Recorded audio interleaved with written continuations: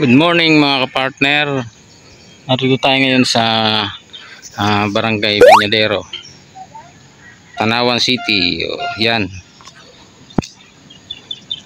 Napapasyal lang. Maganda sa Baywalk. Ito yung isa rin sa bahagi ng Baywalk na ginagawa. Papalakihin itong kalsada na to. Sa banda roon, inuumpisahan na para lumawak ang kalsada. Itong nakikita nyo mga anong tawag dito, itong mga nakatusok na to, yan, ito ay tanda hanggang na ganyang kalapad ang gagawing kalsada.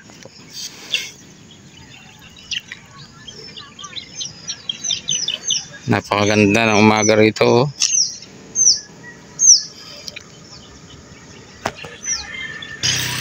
Ito naman yung Taal Volcano Island. Mukhang kalmado naman. Wala kang makikita umuusok. Sana ganyan ka na lang parate.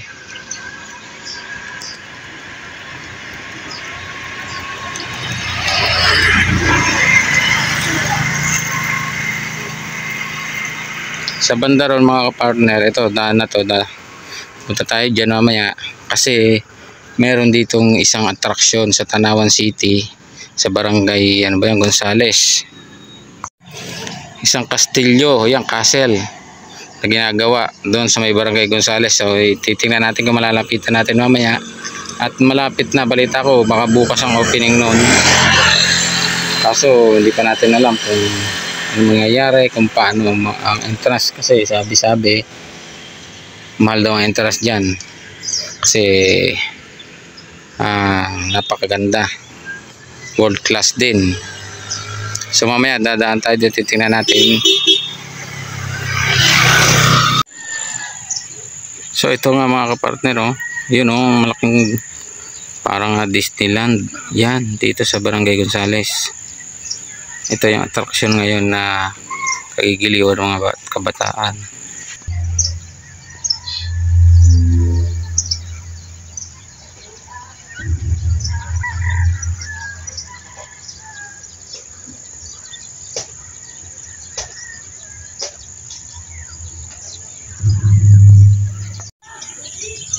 Napakaganda nito sigurado. Kita nyo? Tayo ay nasa likod ng itong kastilyo na to. Yan, dito tayo sa tabi ng dagat. Ito, ang lawa.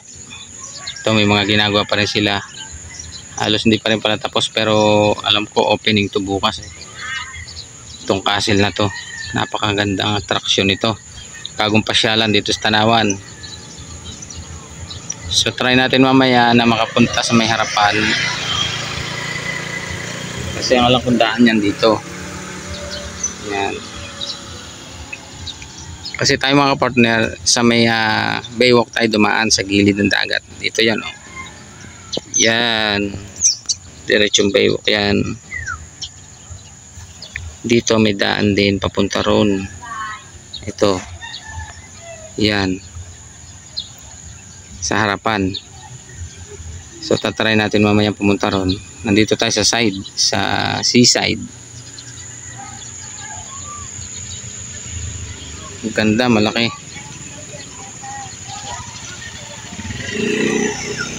So yeah, ito na nga mga kapartner. Ito yung harapan mismo ng kastilyo.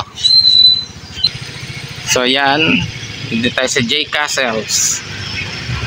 Ito po siya, J Castle. Ito po ang entrada niyan. Sabi nila mamaya raw ang opening. Kasi ngayon ay May 1. Yan.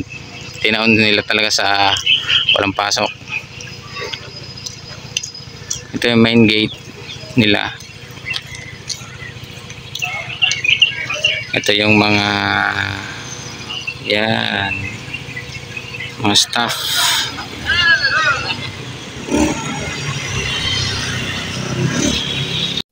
So sa loob nito kapartner, ongoing construction pa rin. Para may mga ginagawa silang mga building pa rin. Yan. Pero ito bubuksan na raw mamayang siguro mga tanghali. Ito ay katapat lang ng Ito, ayan o, The Vineyard Tanawan. Katapat lang siya. Maganda rin dito sa loob na to.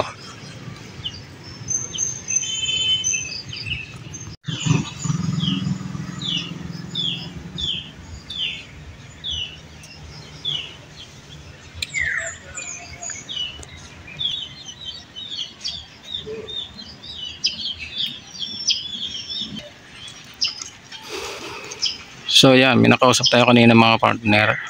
Isa sa mga siguro security dito. Tinatanong natin yung entrance fee.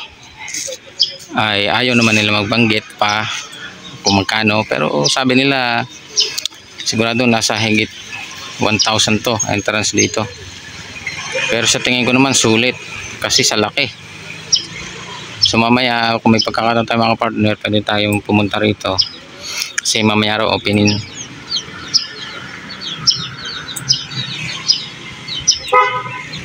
So ito na lang mga partner, kung may pagkakataon mamaya makabalik tayo.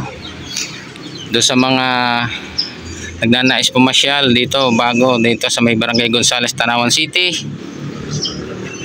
J Castles, ito. So hanggang doon na lang mga partner, salamat. So yung mga partner, pauwi na tayo.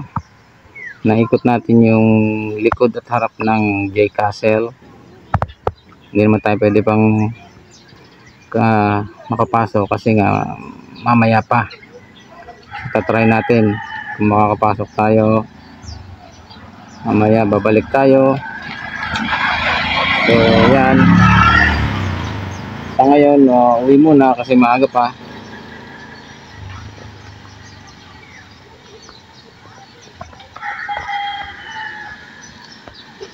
Sa mga nagtatanong ng entrance, wala pa siya.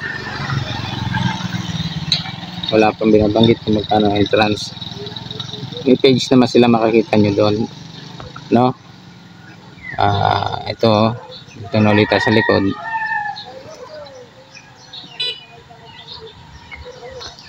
Thanks for watching.